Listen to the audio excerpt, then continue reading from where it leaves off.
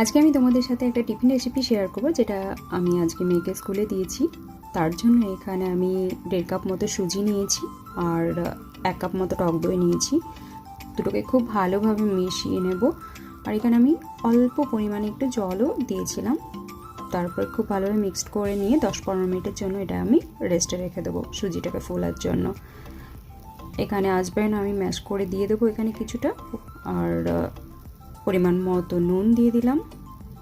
আর আমি এই যে 10 মিনিট রেস্ট করতে রেখেছিলাম তখনই সমস্ত ভেজিটেবলস সব করে নিয়েছি। তার মধ্যে এখানে আছে বাঁধাকপি, গাজর, ক্যাপসিকাম আর পেঁয়াজ। তো সবগুলোকে আমি পরিমাণ মতো দিয়ে দিয়েছি। এখানে তোমরা আরও অনেক কিছু অ্যাড করতে পারো, বিনস, যে যেমন ভেজিটেবলস পছন্দ করো। আর সামান্য পরিমাণে বেকিং সোডা দিয়ে আমি ভেজিটেবলসের সাথে সুজিটাকে খুব ভালোভাবে মিশিয়ে নেব। আর দিলাম এখানে গ্রেট করে রাখা আদা।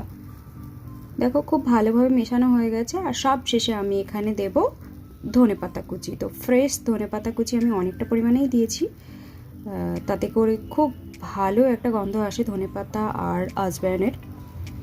এবার ফ্রাই প্যানটাকে গরম করে নিয়ে আমি তেল ব্রাশ করে নিয়েছি। তারপরে এক চামচ করে তুলে আমি এখানে গোল গোল করে শেপ দিয়ে নিয়েছি। তোমরা তোমাদের পছন্দ মতো শেপ দিয়ে নিতে পারো, বা এর থেকে বড় সাইজেরও বানাতে পারো, কোনো অসুবিধা নেই সেক্ষেত্রে। আর আমি এখানে এর ওপরে অল্প একটু সামান্য পরিমাণে তোমার অরিগ্যানো ছিটিয়ে দেবো, আর দেবো চিলি ফ্লেক্স।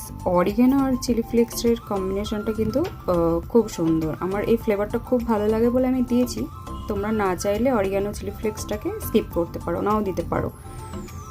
দুই দিকটাই উল্টে পাল্টে এভাবে সেঁকে নেব আমি।